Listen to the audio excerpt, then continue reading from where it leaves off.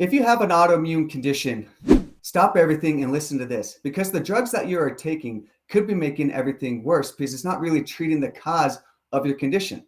Today, I'm going to talk about the integrative approach and how it can heal you for life. You're watching the Dr. Jake podcast. I'm Dr. Jake. I'm a naturopathic medical doctor and integrative physician in Salt Lake City, Utah. On this channel, I share with you how you can heal your body down to the root cause and get your energy back without any harmful drugs or surgery. Be sure to subscribe for more videos like this one. I recently filmed a podcast episode with my co-host Teresa Marie, in where we talked about the integrative approach to autoimmune disease. Make sure you stick around till the end because we're going to talk about how you can actually stay in remission. I love this topic because I love treating autoimmune disease because we really identify what's causing it. So it's going to be a lot of fun to really discuss, how does the conventional medicine treat it? How does integrative medicine treat it? And how is the integrative approach better? Yeah, and it seems like, I've been talking with you some time. Obviously, we've been doing this show for a while now, and I've learned a lot about your passion topics and the things that you really are just good at, right? Like that's your specialty, right? And autoimmune conditions are definitely part of Dr. Jake's, treating autoimmune conditions are part of Dr. Jake's superpowers. I'm excited for the audience to be able to really glean from you today and, all of your knowledge and what you've seen in your actual practice when it comes to helping people, with a variety of different autoimmune conditions that exist today. Let's jump, before we start talking about the conventional versus integrative approach. There's so many different autoimmune conditions, right? Like we've heard like Crohn's disease, and we got lupus, and we've got, multiple sclerosis, and it goes on and on and on. What's the commonality in all of them? What is an actual, if you have an autoimmune condition, what does that even mean? So there's so many autoimmune conditions. There's 80 plus and probably really more that we just keep on figuring out. So what it is in a nutshell is your immune system has decided to attack a certain part of your body. And then we give it a name based on areas of the body that it's attacking or some of the symptoms that are related to it where it's attacking the body. So for some reason, immune system is cross-reacting with certain proteins, maybe in your joints, maybe in your myelin sheaths, maybe in your gut lining, to give it and then we call it a certain condition based on that. And then it has its own symptoms based on the specific organ that is attacking, or multiple organs that it is attacking, or structures throughout the body. So when somebody is, feeling ill, they're not feeling well, they're having, some of these effects on their myelin or on their gut, and they decide, okay, I'm going to go to a doctor. The doctor, they go to see their MD, their family practitioner, whoever it is that they're seeing. The doctor runs some tests and decides, okay, yes, you have this type of autoimmune condition. How is this doctor going, this conventional type of treatment? What is that going to look like? How's this doctor going to treat them? So usually, let's say you get the first diagnosis or you come in looking like you have an autoimmune condition, your primary care physician is going to refer you to a rheumatologist many times, and then they're going to do more detailed laboratory workup. And then if they find that there's certain labs telling them that it's a certain condition, then they're going to give you a certain diagnosis. And many times they treat majority of these autoimmune conditions the same way. They either are going to prescribe you immunosuppressing medication of some sort, like methotrexate, Humira. If it's gut issue, sometimes sulfasalazine. But these are all medications that are going to suppress the immune system, which is okay, because what they're thinking here is, okay, the immune system's attacking this specific area. We wanted to stop attacking this, so we're going to suppress the immune system. The problem is they're not just blocking immune cells in that specific region of the body, which is still a problem, but they're blocking immune cells throughout the entire body. And we need our immune system for so many different things throughout the body. And this is the biggest changing topic in med school. I'm sure what I learned in med school way back in the day, they're totally teaching it in a different way now in medical school. It's changes so much. Same with oncology. And oncology has a great deal to do with immune system. We don't know a ton about the immune system. We keep on learning more and more and more. And then we learn one thing, and we're like, now that wasn't quite right. So the immune system does a lot. it's not just with like, okay, it's going to suppress our immune system and kill off bugs, which is a big problem. Obviously, bugs are a big killer, major killer of a lot of people, like pneumonias or sepsis or whatever. And also, we need our immune system to keep off cancer. Third leading cause of death in the United States, second or third, depending on what you look at, is cancer. So this can lead to potential cancer risks when you do this. Or it can mess with your brain and lead to anxiety, depression, or lead to your brain not functioning as well. You don't have as much memory. We won't go in more detail, but it affects so many different aspects of the body when we suppress the immune system. So it's not a great treatment. It's a easy treatment. Okay, we got this. We're going to give you this, and you're going to feel better pretty quickly. But then they're not thinking about what is going on with your body afterwards. What's going to happen a couple years down the road or 10 years down the road. I know probably many of you listening to this know people that have autoimmune conditions and they're taking certain medications and they're not doing great. Some of them are doing great. I know I have some that respond really well to the medications, don't have a lot of side effects. A lot of them do have cancer about 20 years later, but they were able to treat that effectively. And sometimes the medication is needed in a short period of time to calm things down while you're really searching for the true causes. But it's not a great, and if you just go to the basic rheumatologist, they're not going to talk anything but medication. And they're going to be checking your liver and your kidneys and things like that because it's so harmful on your liver and kidneys. Obviously, we need our kidneys to work and liver to work.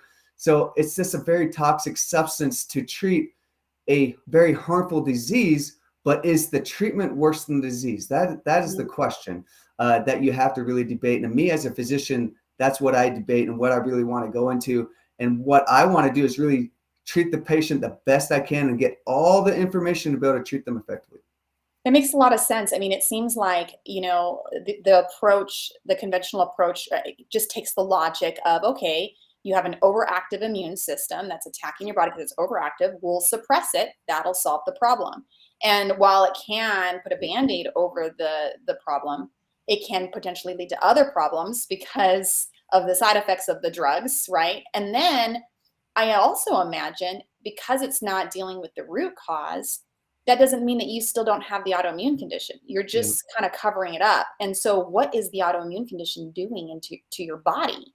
Yeah. Could it be potentially getting worse and spreading to other parts of the body? Is that possible, Dr. J, for it to get worse because it's not going away? So yeah, now we're going a little bit into like causes, right? What is the cause of the autoimmune condition? So let's say the cause of it is you have a certain bug like chronic Epstein-Barr virus, Lyme disease, or fungal overgrowth that's making your immune system go crazy. If you're suppressing your immune system, what's going to happen?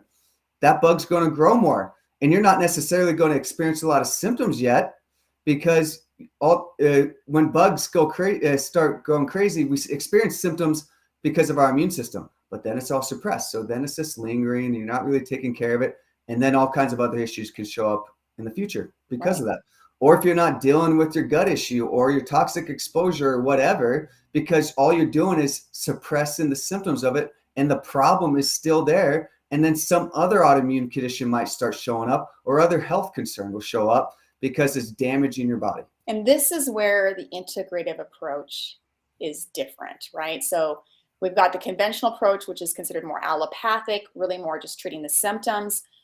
How is integrative different? And what's when you look at an autoimmune condition, someone comes into your office and they show that they have one, what's that approach going to look like? So yeah, the big difference is, obviously you go to the rheumatologist, they're going to follow the allopathic approach, which they're just going to suppress the symptom. We talked about that. The integrative approach is going to use the best of both worlds. But my main goal is to try to not keep you on a medication that's suppressing your immune system. Maybe if things are really out of control and like I say, it's attacking a very vital organ or things have been out of control for a while, I might prescribe something that will suppress your immune system for a little bit because we need to calm it down while we're doing detective work to find out what is causing the issue. Talking about that, the integrative approach, big part is finding what is truly causing the immune system attack itself. There's a reason behind it. It's not just random. Like in most medical textbooks, when you read about autoimmune disease, they're going to say idiopathic, which is interesting that it kind of has idiot in there. It's really just saying we have no clue Yeah. What is going on? We don't know what is caused. And we're just going to say idiopathic because we don't know. And so many medical conditions have that because they aren't looking at really identifying the cause of the disease. But there are so many different causes of autoimmune disease. There are the chronic bugs that I talked about. There are the toxic exposures. There's the leaky gut syndrome. There's the bugs hanging out in the gut that aren't supposed to be in there. There's the hormonal imbalances or the thyroid issues or the cortisol issues. And we've talked about in previous podcasts a little bit about this, going in detail on these specific causes, and probably we'll go specifically into each cause in more detail. But that's how the integrative physician looks at it, is they're the detective. They're going to look at you. They're going to spend 45 minutes to 60 minutes with you to really identify what's going on. What areas do we need to look at to identify the cause? What laboratory work do we need to do? Or other workup do we need to do to really find out what is causing your condition? And then So when you call yourself an integrative approach, like you were literally integrating a allopathic approach for some immediate relief or like a bridge between now and actually getting to the root cause. And then you're integrating that with like more of a naturopathic approach to actually get to the root cause. Yes, there is that combination there, but it's not like I always prescribe immunosuppressant medication for a patient. Most of the time I don't. These are people that are in really bad shape. The people that aren't in really bad shape and we have some time, I'm not going to prescribe that because it takes a long time to get people off of these immunosuppressant medication. It takes months. And it is suppressing the immune system that can lead to problems. But yes, the integrative approach is the combination of drugs and herbs, nutrients, diet, and all kinds of other therapeutics. What they use is every tool instead of just one tool, which is a medication. And also, they're not just looking at suppressing the symptoms. Their main goal is to really find out what's going on, eliminate what's going on, so you don't have to depend upon a certain medication and your body's actually be able to function optimally. So we can actually find out the cause and eliminate the autoimmune condition per se. But I don't always say that because I don't want people to know that they could go eat junk again, or they need to stop all their supplements when they're actually healing the body because it will come back. Or you need to take control of your stress, because if you don't do that, all your symptoms are going to start coming back if you start not following a good lifestyle that we really talked about, or really treating the cause. Now, let's say the cause really was just related to a chronic virus, for example.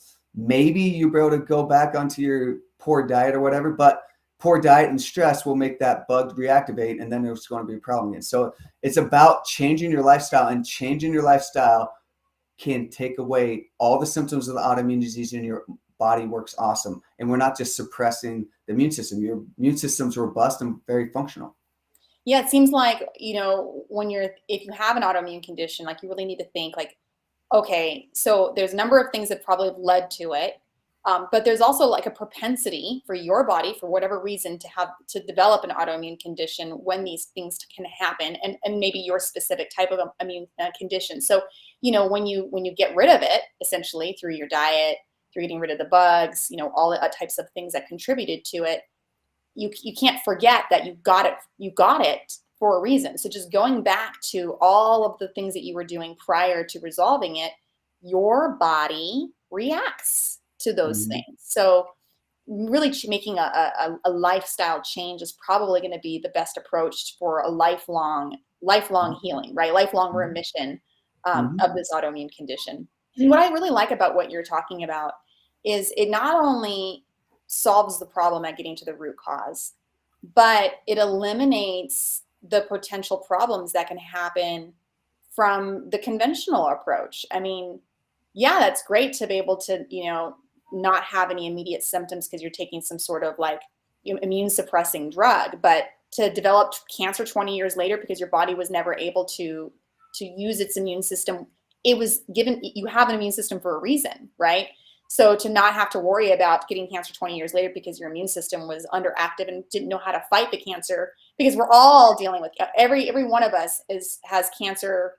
What's the word? Not cancer pieces, but like bits of cancerous or carcinogenic material in our body. Yeah. And our bodies are able to handle it. Our immune systems take care of it. When somebody gets cancer, it's because their body was no longer able to fight it. Something happened along the way that led their body to not be able to handle it anymore. And so what I like about your integrative approach is it really treats that whole person, strengthens their body the way that it was meant to, so that it can not only not have an autoimmune condition, but stay healthy and strong to be able to fight off all the other possible issues that it might face, and that its immune system, will obviously help them to be able to fight that. So if you want to learn more about the integrative approach to autoimmune disease or more videos like this one, click the video to the right. I'm Dr. Jake, and I'll see you there.